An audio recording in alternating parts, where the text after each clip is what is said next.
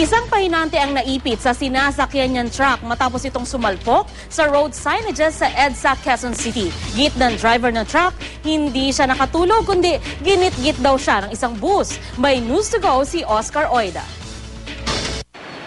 Animoy dinaanan ng isang malakas na lindol. Ang bahagi ito ng EDSA, Quezon City makaraang maaksidente sa lugar. Ang isang 18-wheel truck na kargado ng mga hollow blocks. Ang beam na kinakabitan ng mga signages na ito, animoy handa na bumagsak. Ano mang sandali, ang posting ito naman ang ilaw.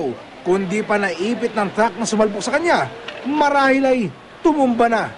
Tila dead man naman sa peligro ang mga usisero na dumagsa sa lugar para lamang mag-usyoso. Talagang delikado na sir yung poste. Kailangan pag atras nitong truck, walang tao dito malapit.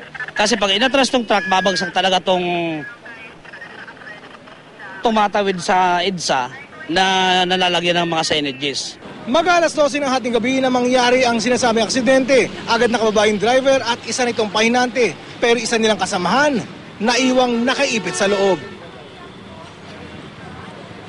Wala namang inaksayang sandali ang mga responding rescuer. At para may alis sa pagkakaipit ang biktima, kailangan pa nilang gumamit ng mga tinatawag na power tools. Ilang sandali pa, naalis din sa pagkakaipit ang biktima. Ayon sa driver ng truck, nawalan daw siya ng kontrol, makaraang git-gitin siya ng isang bus. Lagi pibo ng bus sir, tumama yung gulong ko sa may island sir, na wala ng direksyon. Tapos tumama sa may poste sir, wala ng direksyon yung manubela. Paliwanag na di naman kinagat ng mga traffic enforcer. Ganitong sitwasyon sir, minsan nangyayari. Galing Pampanga kasi ito. Sa pagod ng tao, hindi natin maiwasan, halo ng antok. Minsan, di maiwasan na kami sa nakakaidip ng konti.